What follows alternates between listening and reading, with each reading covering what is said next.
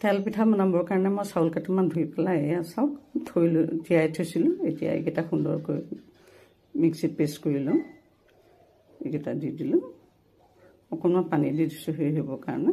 আৰু নাৰিকল এটাও কুটি লৈছোঁ মই। এইখিনি মই পেষ্ট কৰি ল'ম বেলেগে। এয়া চাওক তাতো অকণমান পানী দিছোঁ। এতিয়া দুইখিনিয়ে মই পেষ্ট কৰি ল'ম।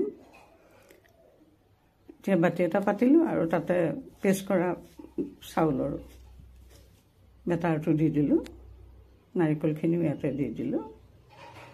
ইয়াতে মিঠৈ অলপ দিলোঁ। ইয়াতে তিল কেইটামান দি দিলোঁ। অকণমান বেকিং পাউডাৰ দিলোঁ। দি পেলাই এইখিনি সুন্দৰকৈ পেষ্ট কৰিম। আপোনালোকে যদি মোৰ চেনেলটোত অকণমান নিমখ দি দিছোঁ। নিমখটো এতিয়াহে দিছোঁ চাউলখিনি ফুলিবৰ কাৰণে। এতিয়া টেয়াখন পাতিলোঁ।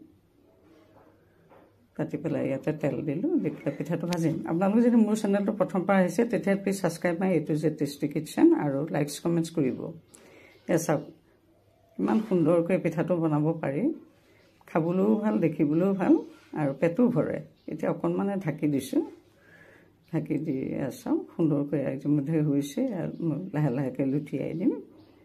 এটা অতি সুন্দৰ ৰেচিপি। আপোনালোকে সুন্দৰকৈ ৰেচিপিটো বনাই খাব। এইটো খাবলৈ বৰ সোৱাদযুক্ত হয় আৰু নাৰিকল দিয়ে স্বাদটোতো গম পাইছে আৰু এয়া এইকেইটা হৈ গ'ল। এইকেইটা মই এতিয়া কাঢ়ি ৰাখিম। এটা অতি সুন্দৰ ৰেচিপি হয়। এনেকৈ আপোনালোকে এই পিঠাটো সুন্দৰকৈ বনাই খাব। আৰু এটা নতুন ৰেচিপি লৈ অহাৰ প্ৰতিশ্ৰুতি দিলোঁ আৰু ভিডিঅ'টো পহিলাৰ পৰা শেষলৈকে চোৱাৰ বাবে আন্তৰিক ধন্যবাদ জনালোঁ।